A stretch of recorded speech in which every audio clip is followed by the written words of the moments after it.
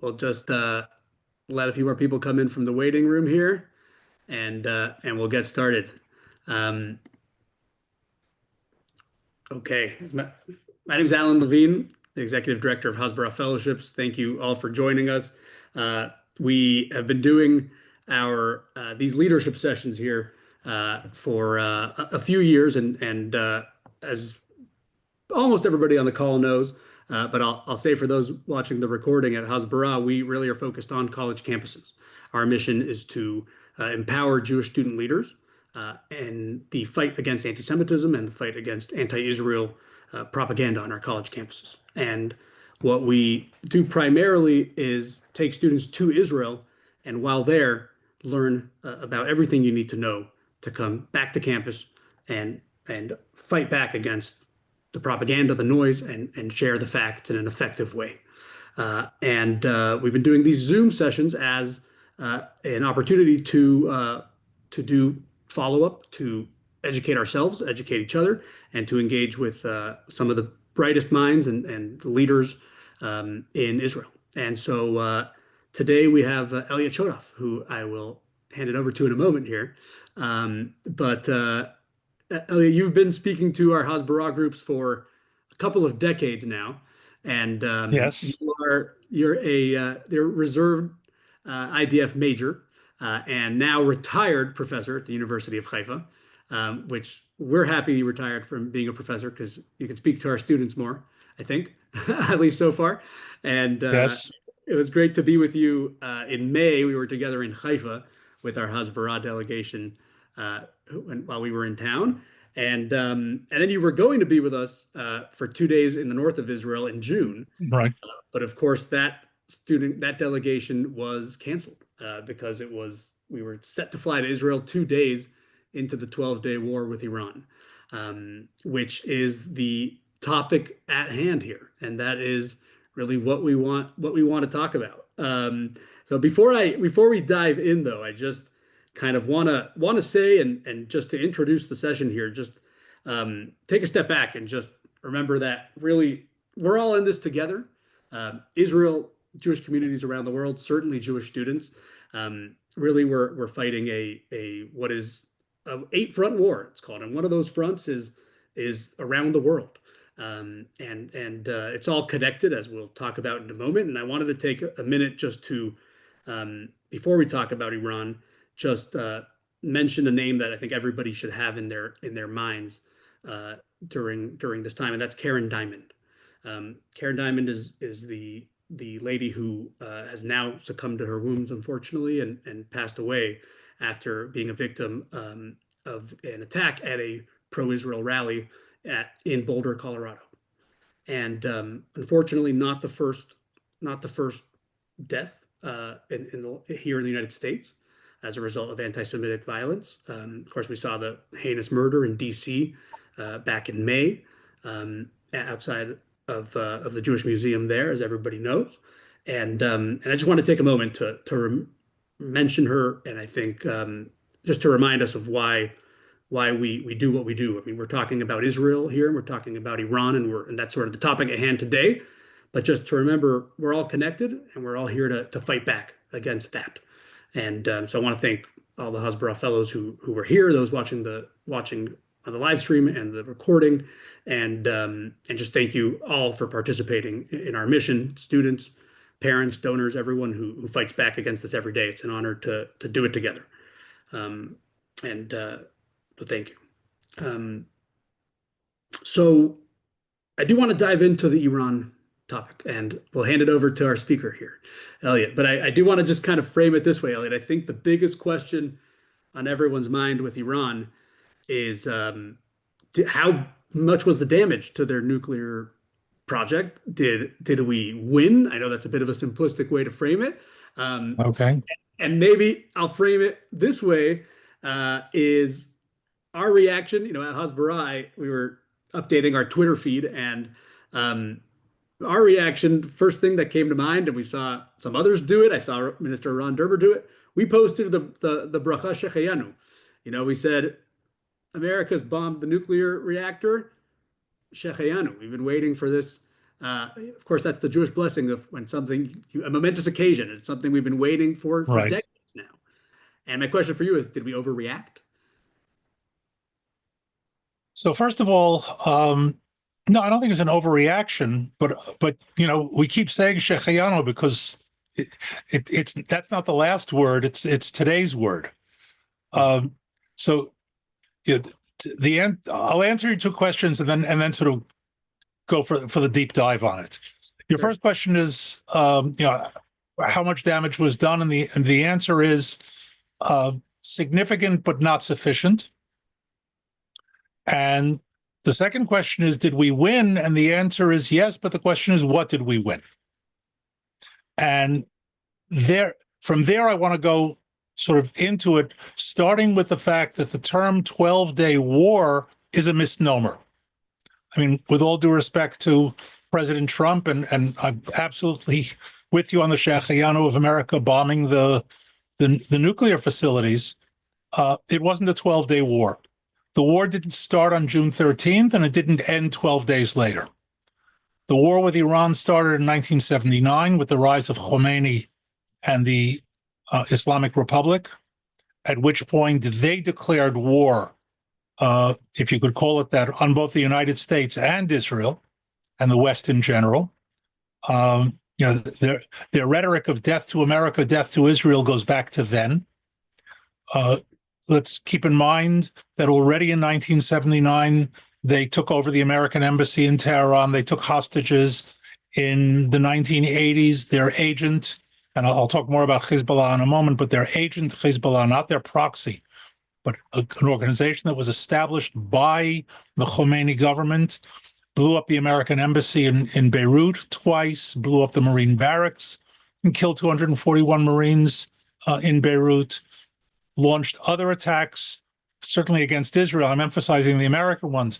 Blew up the Israeli headquarters entire, suicide attacks, and then later rocket attacks, terrorist attacks against Jews, the Jewish Community Center in Buenos Aires, just to name a few. I don't want to turn this into a long list of that, but I think we should get the idea that this is something that started yesterday. On top of that, they took what had been a peaceful nuclear program under the Shah and very, very quickly shifted it to a military-based nuclear program. And they said outright that their plan was to build a bomb, and their plan was to use it on Israel. One of their presidents some 20 years ago said, Israel is a one-bomb country. And by the way, he's correct. A nuclear weapon going off over Tel Aviv, and Israel's basically finished, not because everybody's dead, but because that's it. Who's going to stay? Who's going to invest? We've learned to take those kind of threats very seriously, especially when they're backed by what is clearly a program to turn the threat into reality. And once again, the nuclear enrichment, the working toward a nuclear weapon, and it was worked toward a nuclear weapon, and we know that there was.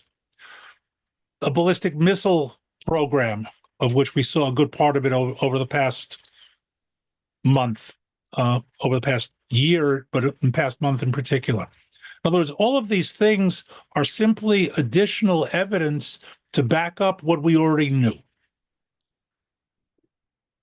On top of that, backing Hamas, Islamic Jihad, of course, building Hezbollah, the Houthis in Yemen, the militias in Iraq and Syria, all of which mark as their banners. The Houthis say outright in their motto, death to Israel and a curse upon the Jews. And by the way, a curse upon the Jews, not on the Israelis, not on the Zionists. Let's be clear. The background here is hardcore anti-Semitism.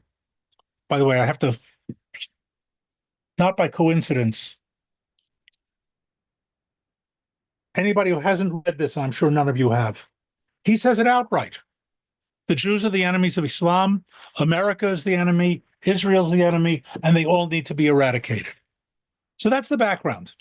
And Israel, for the past 20 years or so, longer, in fact, in terms of watching it, our first discovery of secret nuclear development plants goes back to the mid 1990s, and we handed that over to the Americans back then.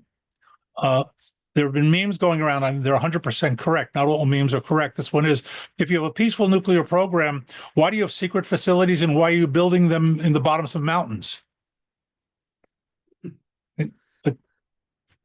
Why are you preventing inspection? Like, what's going on here? And the answer is pretty obvious.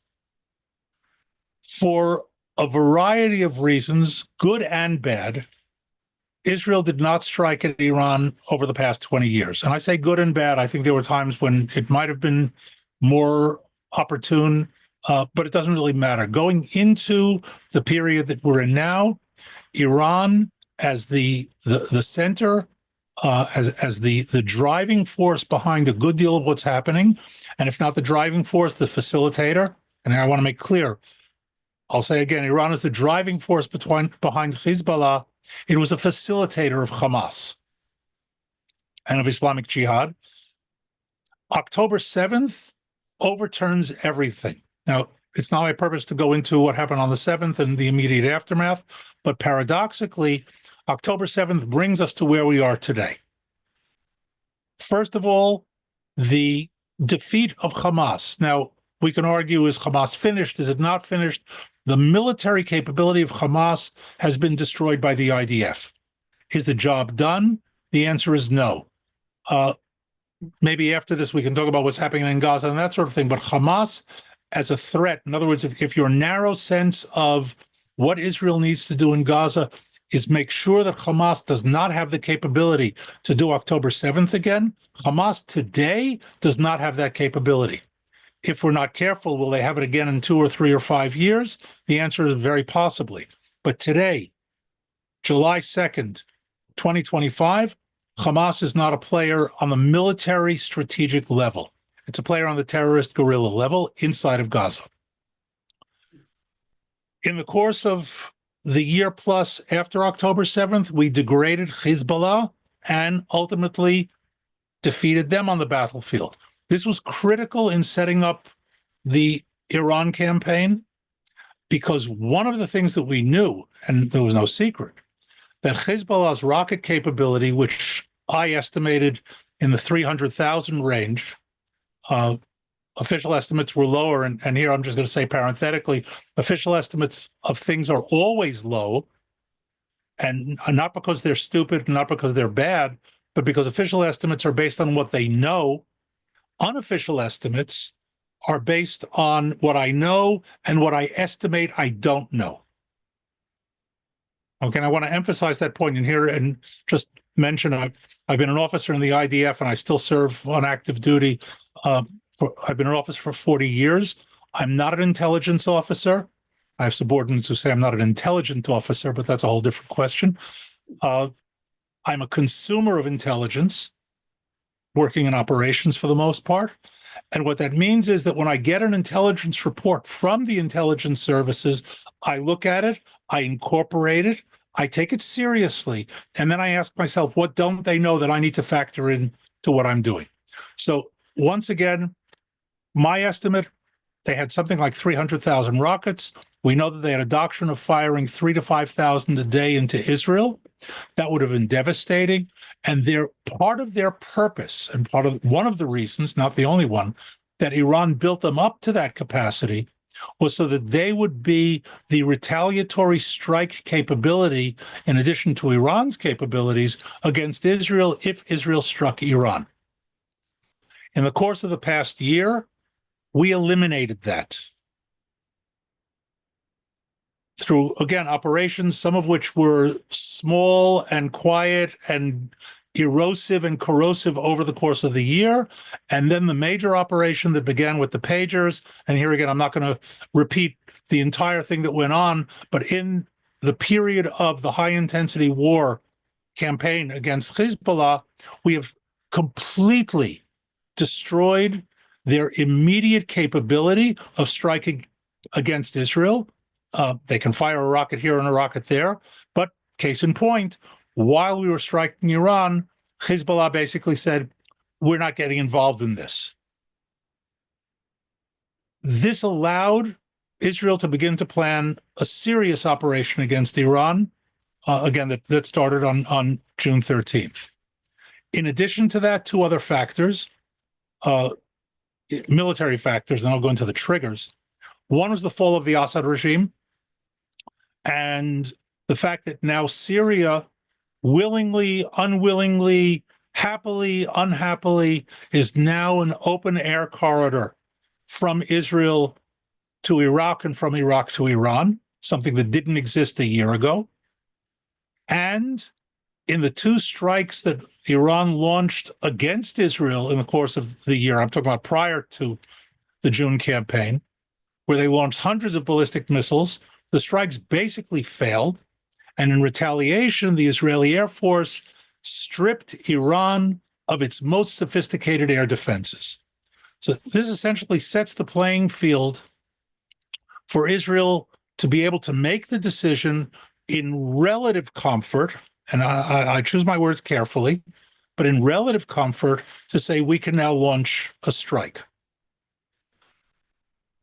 It's not clear how much is coordinated in advance with the Trump administration.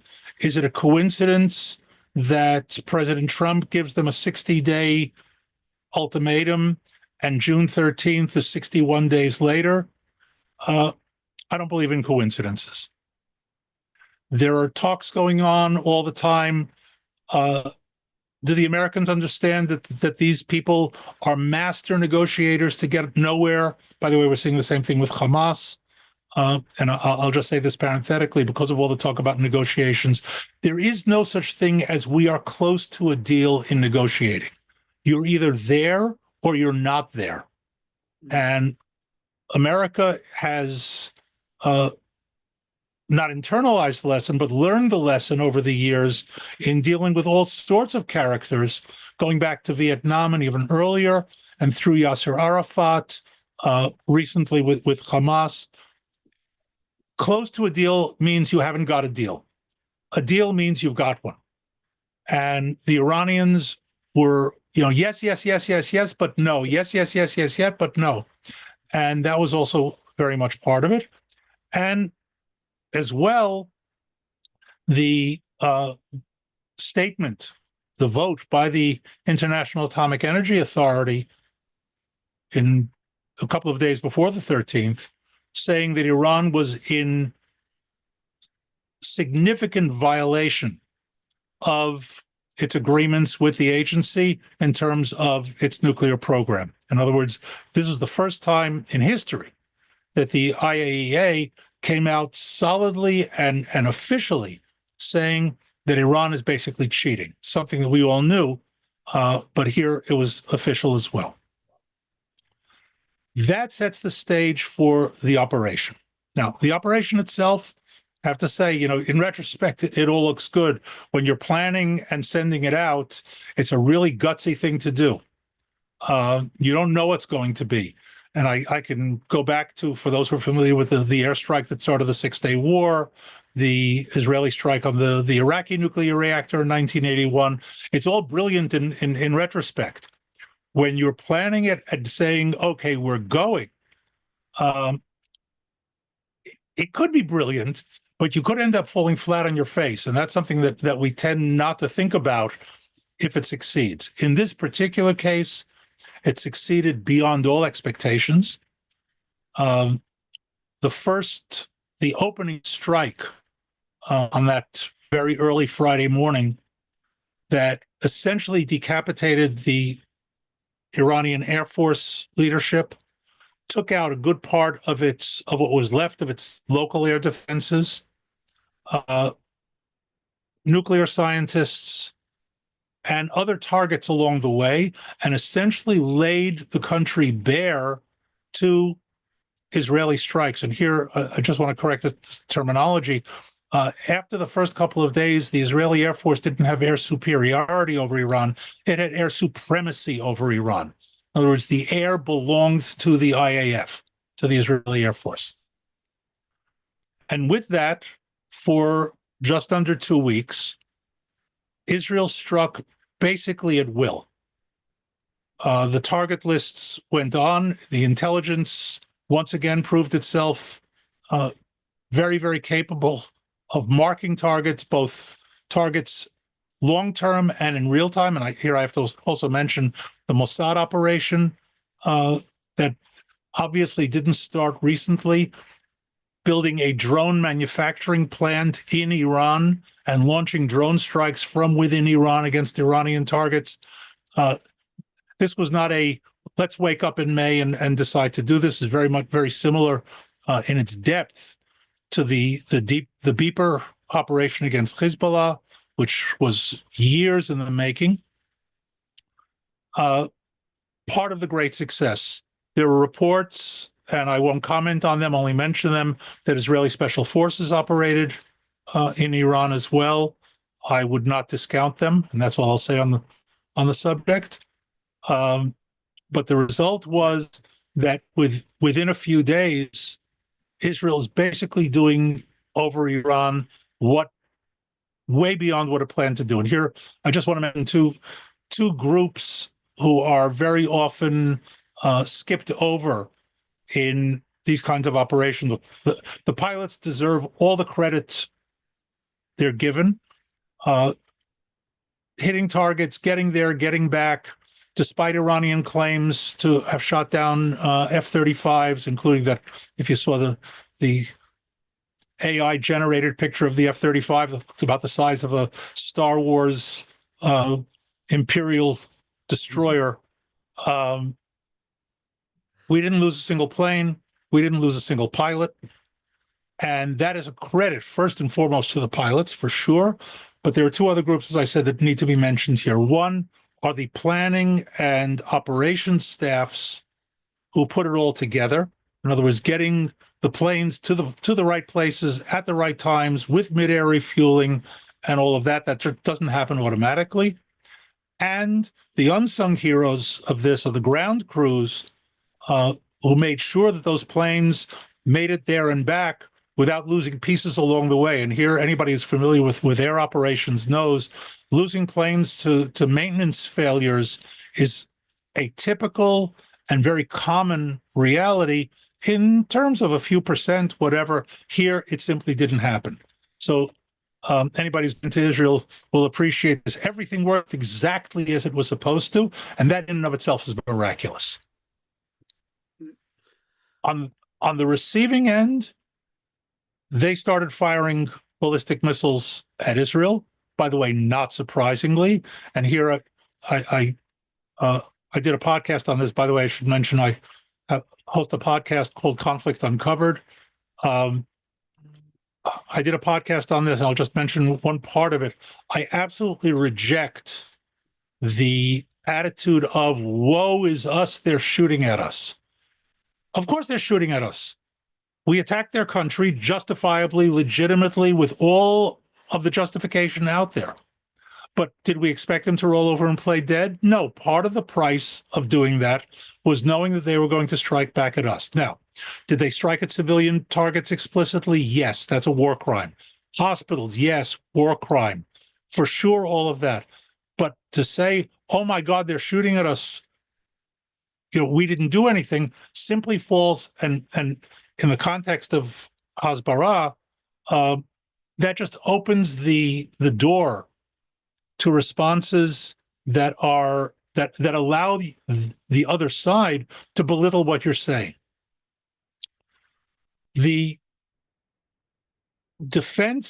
air defense system, the anti-missile defense system, worked as advertised. And here also there was a lot of nonsense out there. The Iron Dome is being overwhelmed. The Iranians are flooding everything and destroying hypersonic missiles. Again, Star Wars and Space Wars and Star Trek and phasers and who knows what. That was all nonsense. First, the Iron Dome is not used against ballistic missiles.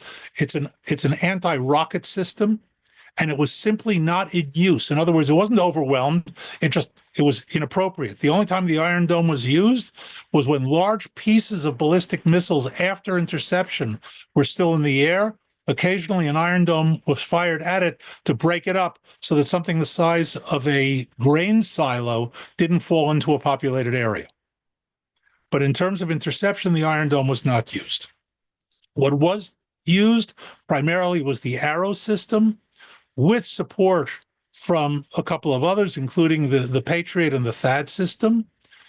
And as a combined anti-missile array, it has an estimated projected success rate of about 90%.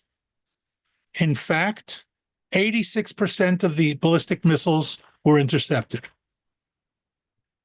In other words, well within the advertised expectancy of what the system was supposed to do. And that's very important for us to keep in mind. The system worked as planned to work. Did missiles get through? They did. Did they cause death and damage? They did. That's part of the price of going to war. And once again, a war that was absolutely justified and justifiable.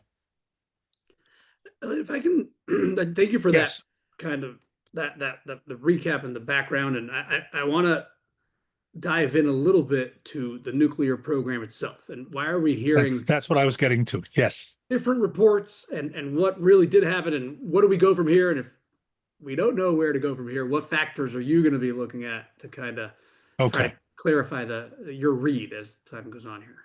Okay. So first of all, it should be absolutely clear that the Israeli Air Force, with all due respect, with F-35s, F-15s, and F-16s, does not have the capability to do what America did with one rate of B-2s. As a matter of fact, somebody asked me in a session somewhere, why didn't Israel produce the bunker busters by itself? And the answer is because we don't have a delivery platform. The F-15 can't carry it. Only the B-2 can carry it. We're talking about an enormous, enormous aircraft. Why doesn't Israel have B-2s? America doesn't have that many B-2s. There are only 19 of the entire U.S. Air Force. Keep in mind, with all due respect to Israel, I have to tell you, Richard Nixon and Golda Meir had a great relationship. And at one point, they were sitting, and Nixon said to Golda, if you could have 3 wishes from America, what would you wish for? And she, without batting an eye, she said, I would take 3 of your generals. And he was taken aback, and he said, our generals, you have the best generals in the world. Which of ours would you possibly want? And her answer was General Motors, General Dynamics, and General Electric. And to quote you, you told us, I think the most recent time we did a Zoom session, you said America can do what we can't, and what you said is you can do a leisurely bombing campaign, and that means which was not done. Right, but that means you can bomb them, go have some coffee, bomb them again, right? Whereas we're right now, right, right. But that added color, and that's I was kind of analyzing. Okay, so now good. So now we get to what actually happened. The B-2 bombing certainly did damage much greater than what the Israeli Air Force could do. It did significant damage, and the reports are still coming out. Even the Iranians don't know yet how much damage was done. But all the reports that I've seen, and I'm including not classified but not public accounts, is that the damage that was done was significant. It was not a 2-month setback as per the New York Times. Now, here again, we have to understand that turning uranium into a bomb is more involved than simply enrichment. Enrichment is a phase. It's a way of measurement. But even, let's say, that they got out the enriched uranium that was in Fordo, and that's not at all clear. And if they did, how much of it? That is uranium hexafluoride. It's a gas. In order to turn it into a bomb, that gas has to be enriched somewhat more and then converted to a metal. Their gas to metal conversion center was totally destroyed by the Israeli Air Force. Okay, so don't just look at one aspect. Overall, they have been set back. Having said that, setback is not the end of the story. And that's really where we are right now, and why I say this was a campaign. It's not the end, and it's not the end of the war. And that brings us to how it ended, by declaration by President Trump. It's all going to be over in 3 hours. Now, I'm not the only one who has an issue with that. I think that uh, it was certainly legitimate to say, we need to wind this down. I think that another couple of airstrikes by the United States would have certainly been a better way to sort of go into the grand finale. But what's clear to me is that the Israeli military, the Air Force in particular, already had another 3 or 4 days of targets lined up. And here also, let's keep in mind that the Israeli Air Force was planning for a long run. In other words, a long stamina run.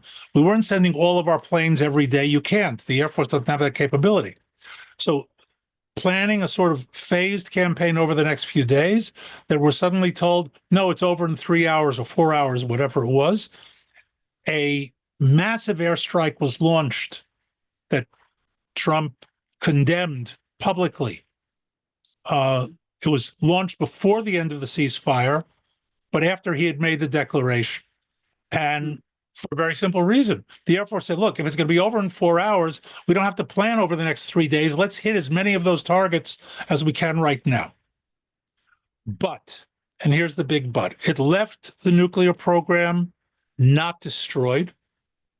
And just as, or even more importantly, it left the regime way too powerful to be overthrown at the moment. And if we go back to the last few days, many of the targets that the Israeli Air Force was hitting in the last couple of days of the war were regime power targets. The head of the headquarters of the IRGC, the headquarters of the Basij. In other words, the system that maintains control over Iran. And we saw in the immediate aftermath, they still had enough power that they're rounding up all sorts of people, including Jews, but all sorts of people around Iran, claiming them all Mossad agents, which is a very convenient thing to do, and either throwing them into prison or hanging them. Will this lead to the uprising that overthrows the regime? I doubt it. I say that cautiously because you never know for sure. But I think that a few more days might have made regime change in Iran a little bit more realistic. And again, I say things like that cautiously. So, no, it's not over. Hopes that, and I hear, once again, coming out of Trump and the administration, well, now the Iranians are going to make a deal and we're going to work everything out. These people clearly have not read Khomeini. They clearly have no idea what a radical Islamic regime thinks and operates as. Iran is not going to give up its ideology of destroying America, destroying Israel, and destroying the West. And anybody who thinks that because they got a little beaten up, they're going to change that should go back and look at what happened in the days in the aftermath, where they declared victory.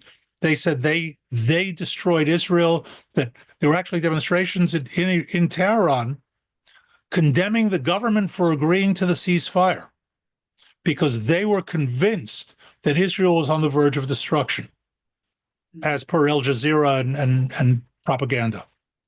So it's far from over. We've kicked the can down the road. The big question remains and will be, what will be done when, not if, they begin rebuilding?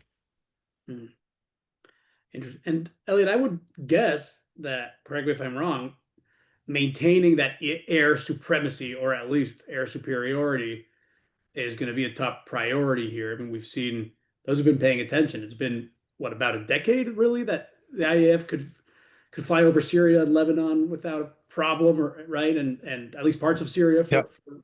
And now, I mean, is that going to be is that the idea here? Be able to fly all the way to Iran whenever the Israeli Air Force wants, and if so, how does this peace negotiations with Syria factor in? Are we expecting Very the Syrian important. leader to just allow it to happen? And how does that going to work?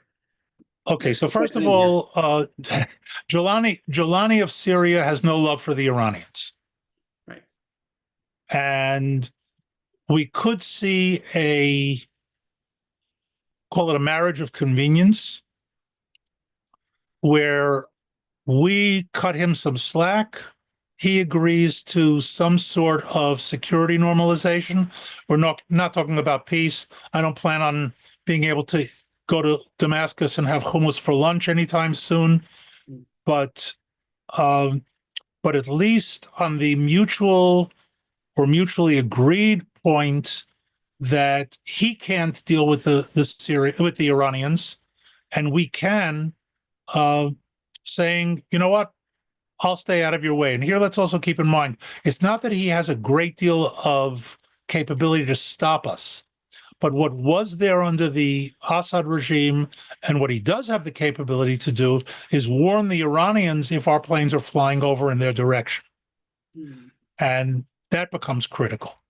Others being able to operate freely over Syria with him keeping his mouth shut takes us three-quarters of the way to Iranian targets already. Interesting.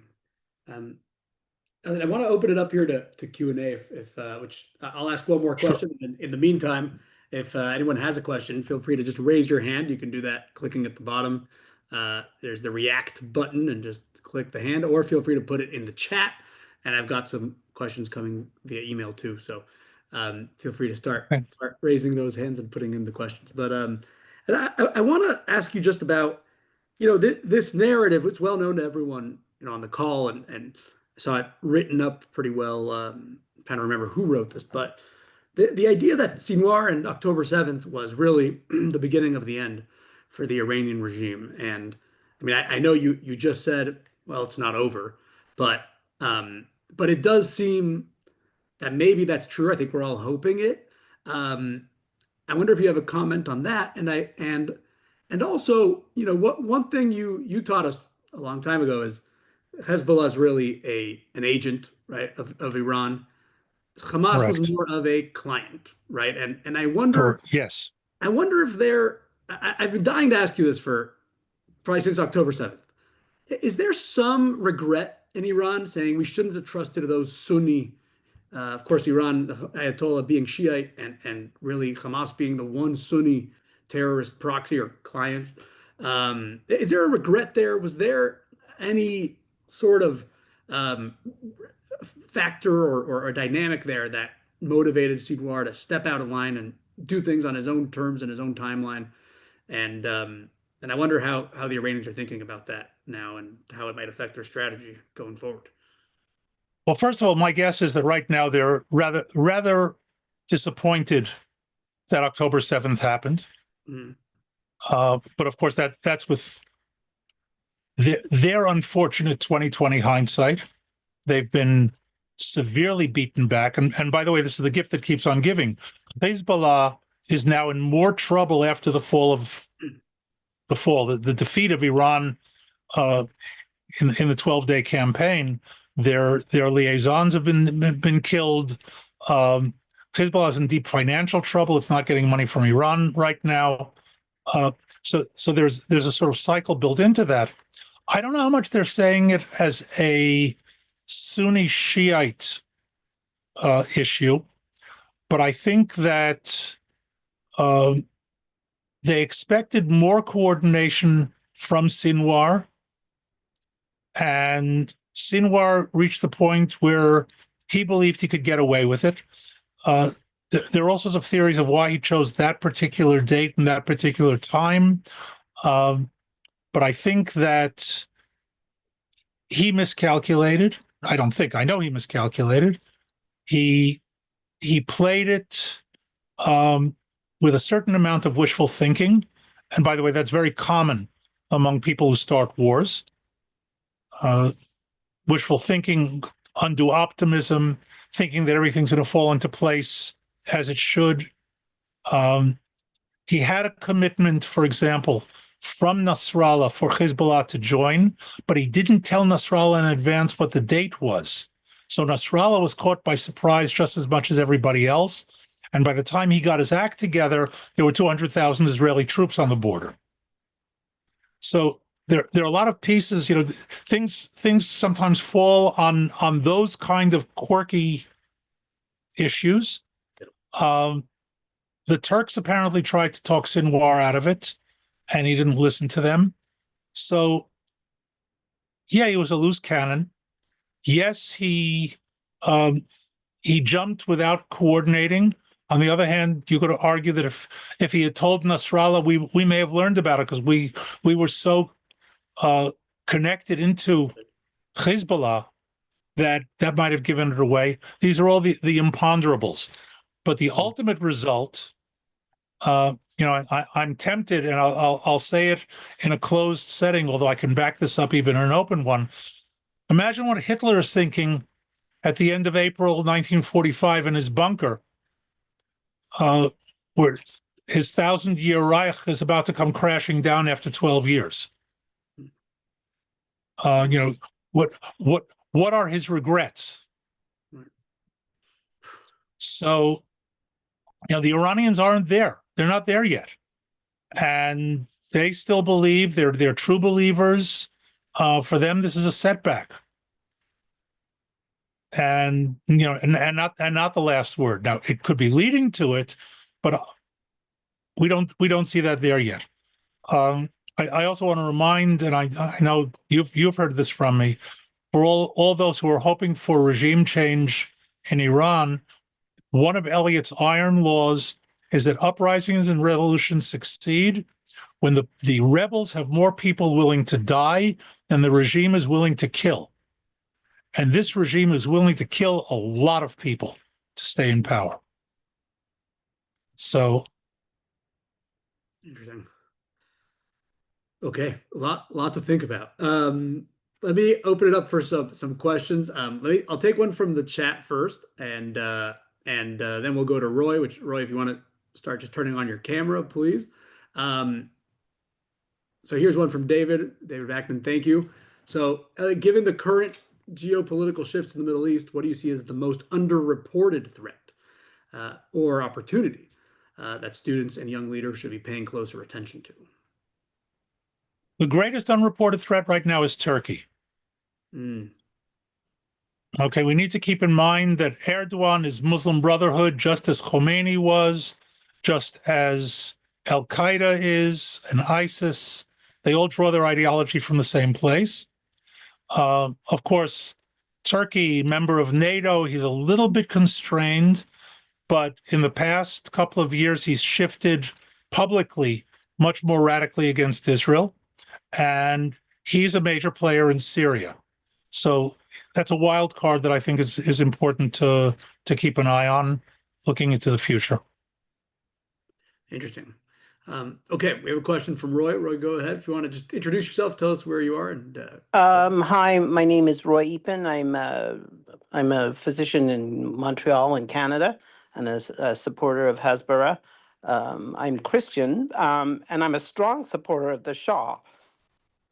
He was actually in Toronto recently at a joint Jewish-Iranian event. And I think that he represents regime change, and that's what I want. And I know you're saying that that's not going to happen very soon, but I think it can. I didn't say it can't.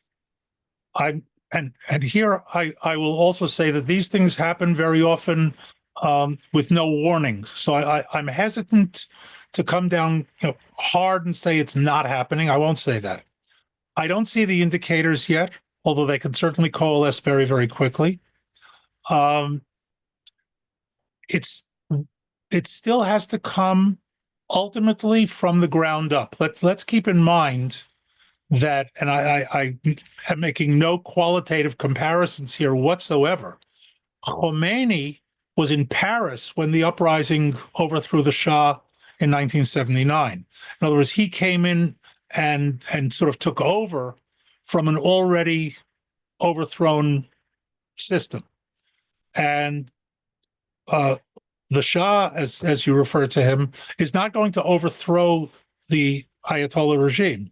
It's going to be overthrown by the people in Iran, by the people in the streets. Now, is that uprising sufficiently organized, prepared, and willing to take the step. I don't see that yet. That doesn't mean it's not happening. I don't see it. It's not obvious on the outside. There was a lot of noise during the war of the opposition in Iran being disappointed that Israel didn't come in and overthrow the regime. And here I'm very sorry. It's not Israel's job, nor is it America's job to overthrow the Ayatollahs. It's the Iranian people's job to do that. Now, what happens afterwards is also an open question. I will say that whatever happens, even the worst case scenario of whatever happens, will be better than what's there now. And that's okay. I certainly, there are good cases and better cases and bad cases and worst cases. But it's got to be better than the Ayatollah regime. So just the bottom line, they've got to do it and then ultimately decide how they're going to move forward from there. Thank you. Thank you. Thank you, Roy, and thanks for years of support there in Montreal. And our next question in the chat, I think you just answered. That's from Charlie Fisher. Thank you for your question about regime change in Iran. I think since I think you touched on that, let me just move on to another question, which is I think a topic on a lot of people's minds is Gaza. So let's just change the focus here for a second. Okay. It seems that at least the way we think about it, and certainly the last Hasbara group that was there in May, we were, down by the Gaza envelope area, and the focus has been, this new Gaza Humanitarian Foundation. Is that the name of it? HGF. GHF. GHF. And that the idea was that will cut off the Hamas's leverage over the population, hopefully kind of starve or what's the word, bleed them dry and take away resources from Hamas. You would think it seems like Iran is quite limited in its ability to supply them. Right. So what are I think we all want to see Hamas destroyed here, or at least their ability to do anything destroyed. So what's the timeline looking like? How are you thinking about it? And we have 10 minutes left in our session here, so it's going to have to be a short version. But what are you looking for in Gaza? But first of all, the GHF is very important. It takes Hamas not entirely out of the picture, but greatly out. They were getting stuff passively as well as actively from the UN and other humanitarian organizations, filling their coffers with it and then selling the rest or distributing it at will. This weakens them, which is why they're doing what they're doing, including shooting their own people in order to try to deter them from going there and getting the aid from the GHF. Having said that, let's keep in mind that this in and of itself is not enough to completely take Hamas out of the picture. And for that, we need to understand scales of violence. The Hamas of October 7th doesn't exist anymore. The Hamas of October 7th was organized in some 27 military-style battalions with infrastructure, with weapons development, weapons production, rockets, and the like. That, for the most part, is gone. Okay, in other words, it is no longer a military force that has the ability to launch a military-type attack against Israel. Its leadership has been decimated. To the point of there are a couple of the old guys left, and they're recruiting a whole bunch of new ones. Their fighting force was decimated. Yes, they've recruited a whole bunch of new people. Let's be serious. If we've killed about 25,000 Hamas terrorists in Gaza and they've recruited another 20,000, those 20,000 are not of the quality of the 25,000 we killed. Okay, however, they know that too, which is why they're not organizing them as a military force. They're using them instead as a guerrilla force, and we've seen the result. Another soldier was killed today. It doesn't require great military training or skill to fire an RPG at a tank. By the way, here again, I'll use advisedly the Nazi Germany example that by the last couple of months of World War II, the Nazis were recruiting 14-year-old boys and 70-year-old men, giving them what was called a Panzerfaust, which is an early version of the RPG, which the Russians then converted into the RPG, and said, go and take out a tank. And they did. Not super effective, but they took out tanks. That's not a sign of military skill or capability or force, but it means that they're not completely out of the picture yet.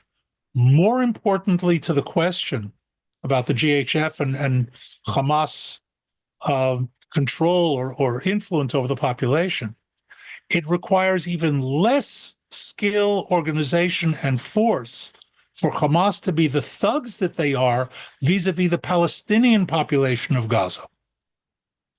In other words, even if they're totally incapable, and they are totally incapable, of launching an attack against Sderot, for example, I mean, they could fire a couple of rockets in the air, but to launch an attack October 7th style against Sderot, or even on a smaller scale than that, they're not capable of doing that today. But to scare a bunch of Palestinians in Khan Yunis or in the Mawasi, all they need are a half a dozen guys, and they're pure brutality, and that they've got plenty of. Mm-hmm. So to say that they're going to be out of the picture as a result of this, I think is overly optimistic. What's the end game? How do we get the hostages back too? Okay, which we talked about a lot. I think, time, but, right. So I think, I've been a great advocate of the total victory approach that the government has taken since October 7th. I think that we're at a point now where we need to rethink. I think we need to get the hostages out. And if it means that they're touting now a 60-day ceasefire, or maybe beyond that, I'm going to say something unpopular among many circles. The IDF is fatigued. And we're at a point, I think, and the casualties of the past month are in part a consequence of that. The guys on the ground are doing amazing, amazing work. The IDF as an organization, as a system, did not manage this war well. Not in terms of manpower, not in terms of equipment, not in terms of munitions, and the system is fatigued. A break, if it's used wisely, will allow the IDF to be in a position to take on whatever it needs to take on in a far better state than it is today. But that also presumes one other thing, and again, I'm not going to go into details. Agreements, as I said, until they're signed. That whatever agreement is arrived at will require, first of all, the release of all the hostages. That's anything else beyond that is a non-starter as far as I'm concerned. And second, an absolute guarantee by anybody brokering this agreement that Israel retains the right to do in Gaza what we're doing in Lebanon, and that is a zero-tolerance policy for any violation of the ceasefire whatsoever. Or I'll actually phrase it differently. Any violation of the agreement whatsoever. The agreement is not just the ceasefire. If we see Hamas reorganizing, rearming, rebuilding, we reserve the right to strike and dismantle that on the spot. That's what we're doing to Hezbollah. And with those stipulations, I think that it makes sense at this point to go into that. Once again, I think we're dragging ourselves on this a little too long and getting the hostages out. How can I put this? After the damage that we've done to Hamas, we're not where we were either a year ago or a year and a half ago. And you have to make decisions based on where you are, not where you wish you would be. Interesting, giving us a lot to think about. I'll ask you one final question, or maybe it's more of a comment, and I'm curious what your reaction is. I mean, our job as Hasbara is to fight back on college campuses, and we have to be able to make the case. And just one thing I was monitoring during the 12 days in the war with Iran was some of those anti-Israel players, those loud people that we that we don't like very much. People like Students for Justice in Palestine and others, and they really tended not to comment much on what was happening in Iran. They really want the focus to be on Gaza. Right. They ventured into some other topics like the riots in Los Angeles, right? Sort of thing. Those are Right. narratives that kind of help them. But I think it's really the oldest book in their playbook has been really over the course of decades now, make it look like there's a David versus Goliath conflict here, and Israel is the Goliath, Absolutely. and the little Palestinians are David. And so the minute you zoom out, and that's why with you, Elliot, we've taken students over the years to Lebanon, to the Lebanon border, to the Syrian border. It's to remember there are all these other threats facing Israel, and really Correct. it's Israel against eight fronts. But our detractors want to tell a different story. And it's really, it was interesting to note they just avoided commenting on the Iran war, even though the entire, here in the United States, the entire country was Right. discussing that, whether it was CNN or Fox News or anywhere else, it was about Iran. And these very loud social media platforms don't talk about it. Curious if you have a comment or any advice to the students on kind of what to do with that when we make the case for Israel on campuses. Look, first of all, the concept that this is an Israeli-Palestinian conflict is their construct for precisely the reasons that you mentioned, Alan. That they can then frame it as a David and Goliath, the Israeli oppressor, and of course now it's the Israel white oppressor against colonialist imperialist against the Palestinians of color and all of that. The minute you show that this is a grand campaign that has gone through phases. And I think that's also important to keep in mind. In the 50s and 60s, there was an pan-Arab phase. Today, it's much more a Muslim, an Islamic phase. Muslim may be the wrong term, but radical Islamic phase. And we've seen that also in the shift of the forefront from Fatah to Hamas. But nonetheless, it's not a simple focus, and the enmity, for example, of the Khomeinists predates all of this. The sources going back to the Muslim Brotherhood is 1920s, 1930s. So understanding that we're looking at a grand conflict that why did the Houthis fire a missile at Israel last night? Well, because their motto says, death to Israel and a curse upon the Jews. Excuse me, a curse upon the Jews? What do the Jews have to do with the Houthis of Yemen? And what I would recommend, in particular, for students is look up, even on the simplest level, Wikipedia. Look up Muslim Brotherhood and its background and its motto. Look up the Houthis. Read the Hamas charter. It's not that long. And get a sense that this is not a Palestine liberation movement. And it is not focused on Gaza. It's a grand movement. It goes way beyond, and it has absolutely nothing to do with the occupation or not, because we haven't occupied Gaza. We haven't been in Gaza since 2005, and we haven't been in the Palestinian population centers since 1995.